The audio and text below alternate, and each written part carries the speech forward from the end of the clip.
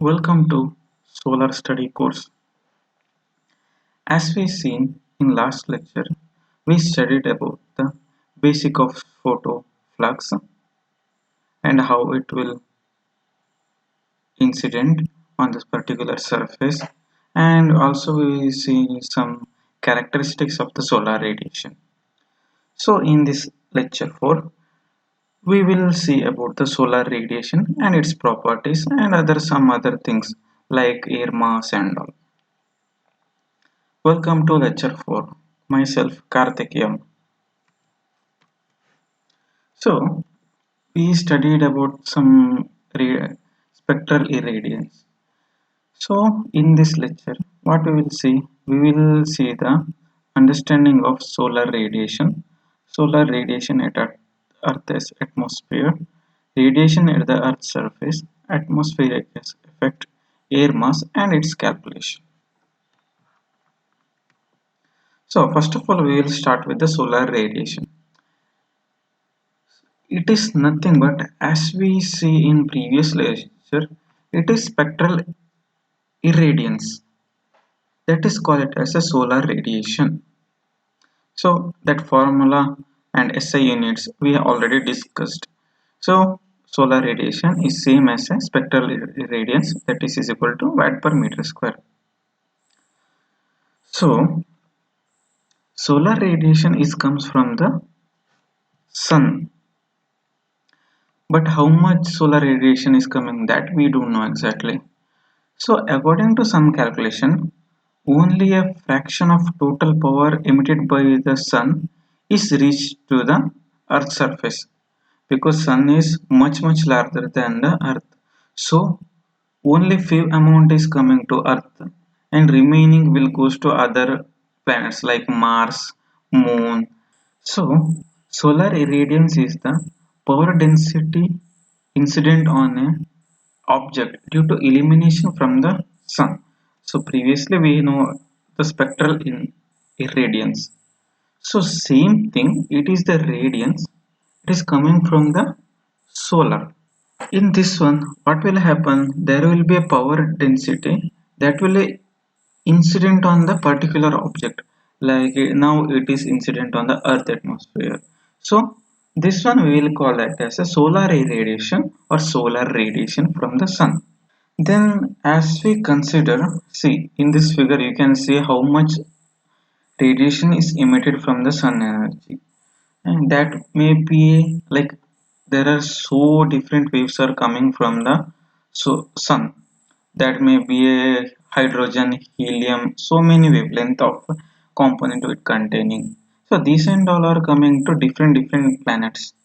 So in this image, we can clearly see that around lot of energy spread out in a larger area from the solar, and we can see the Earth atmosphere is trapped with the radiation of the photons and other component and all. So this radiation is impact for the generation of electricity in the solar photovoltaic devices.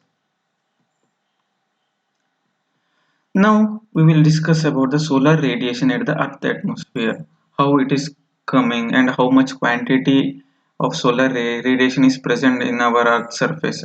That and all we will discuss here. So solar radiation at the Earth atmosphere we can calculate it using the radiant power density, that is indicated as a H. It is basically irradiance in simple. So we know that sun surface is the around 5.96 into 10 to the power of 7 watt per meter square radiation it will emit. That much amount of radiation is coming towards the outer layer from the sun, and radius of the sun is 6.96 into 10 to the power of 5 kilometers. Let's consider about the radius of the earth, that is 6.35 into 10 to the power of 3 kilometer. So as we clearly seen that the area and mass of the sun is very much and very greater than our earth, and also distance is 1.5 into 10 to the power of 8 kilometer. by including plus or minus 0.7%. It is due to because earth is revolving around the sun. Sometime it may closest to earth around 1.7 fraction, sometime it may far from the earth. According to this calculation we can calculate the how much power is coming towards the earth from the solar. So the sun irradiating energy, it is about the 5.96 as we know, but while reaching to the earth atmosphere, due to there may be presence of some molecule, some component, water vapor, that and all absorbing some wavelength of irradiation, finally we will get 1.36 kilowatt per meter square of solar irradiance at the earth atmosphere. So let's see how much 100% of solar radiation will generate and how it will distributed. We will see in this figure. So 100% radiation is coming from the solar radiation, and it absorbed by around 19% by water vapor, dust and ozone, and 4% is absorbed by clouds, and remaining few like 8% is back corrected by the air and reflected by the clouds, that is around 17%, and reflected by the earth's surface. Then finally 46 is absorbed. Then how much it will goes from the earth's surface, that is 9 is from the long wave radiation. From this one 6 is absorbed by the water vapor, and 40% by the water vapor and carbon dioxide and other ozones, and 20% from the clouds, and some from the land and other ocean will be transferred. You can see in this image how we can distribute 100% of a solar radiation into different parts using some earth and other cloud movement and other gases are absorbed. So finally we will get how much power is absorbed by the earth.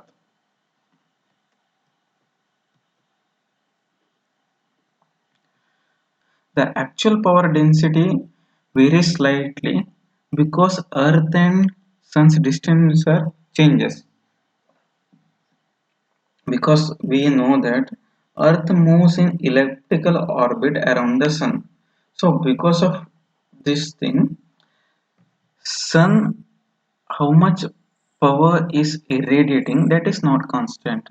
According to the earth revolving, the power radiation also changes. So we can calculate this thing, radiation from the sun, that can be derived one equation. See, in this equation we can see the how irradiation variation throughout a year just around the earth atmosphere using this formula, where H is the radiant power density at the earth's atmosphere, that is called by watt per meter square, and H constant, it is the fixed value of solar irradiation, it is from the sun, that is 1.353 kilowatt per meter square, and N is the number of days in the year. Suppose if for some year there will be 365 days, that we will put here. If I want to calculate like during summer duration, let's take around 3 months, there will be 100 days we can be calculated with a full sunny day.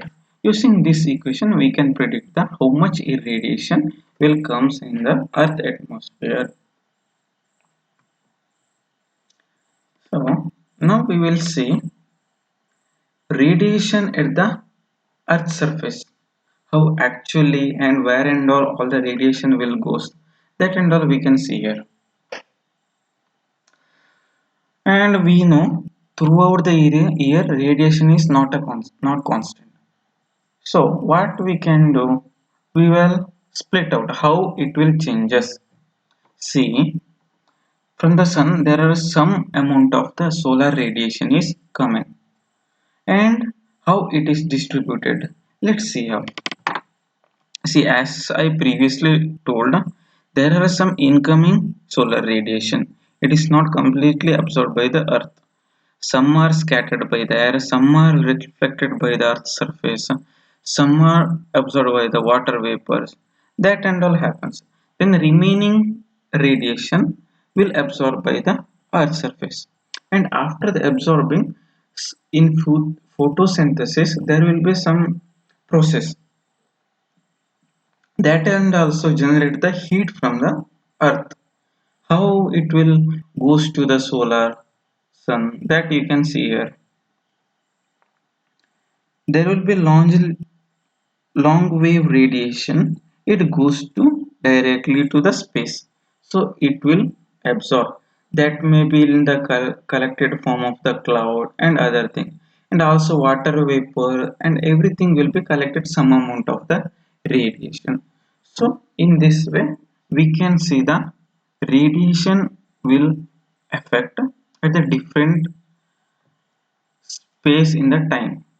So in summer there will be a much more irradiation. During the winter time there will be a cloudy. There in that time you will get the less amount of irradiation. During rainy season there is not at all sun, we can see. At that time irradiation from the sun is very much less. So that and all happen at the earth surface.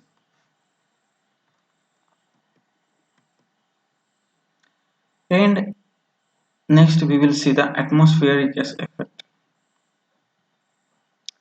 So we already discussed how it will absorb and how wavelength will be changes, how much radiation will be received at the earth. That and all we have discussed.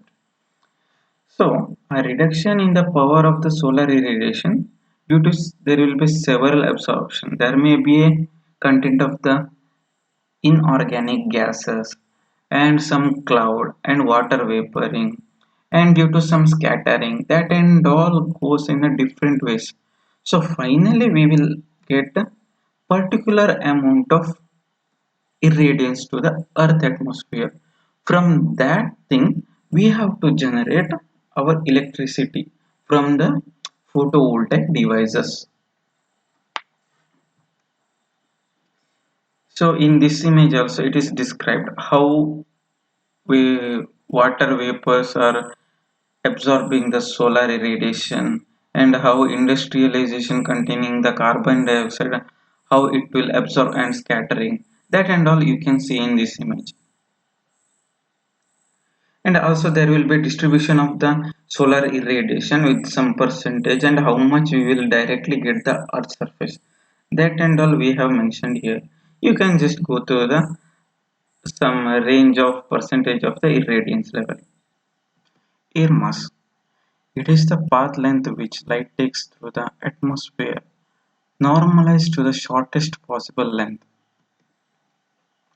So how we can calculate? Air mass is equal to 1 over cos theta, where theta is the angle from the vertical angle, that is called as a zenith angle.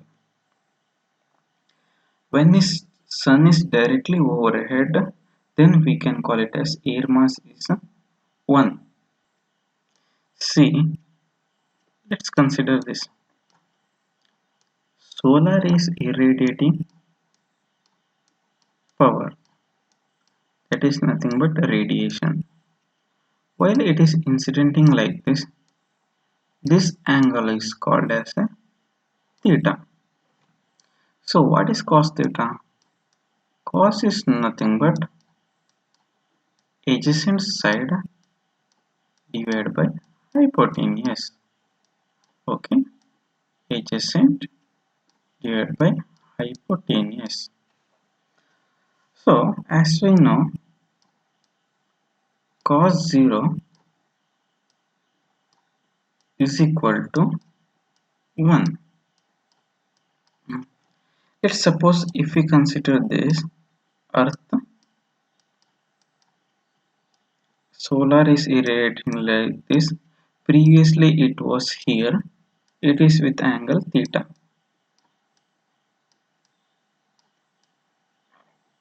So as it goes to here, it is, let's consider it is at a 10 a.m.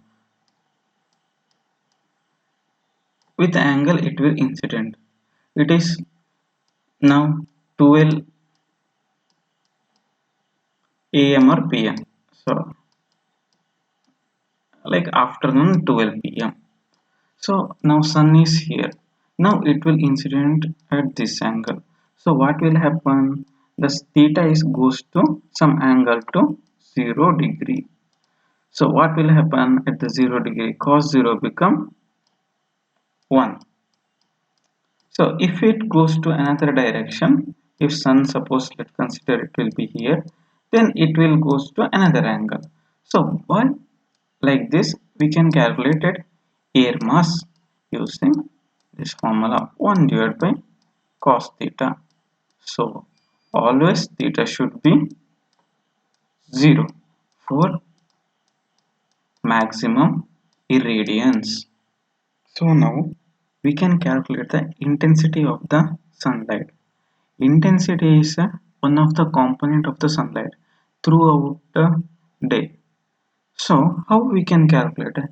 It is actually depending on the air mass, how it is, whether incident angle, that and all we have to consider for the intensity calculation.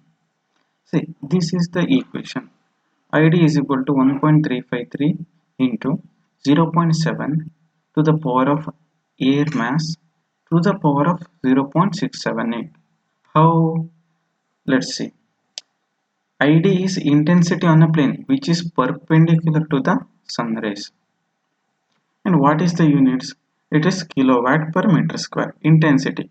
It is also the form of irradiation. So irradiation we can call it as a watt per meter square. So intensity kilowatt per meter square.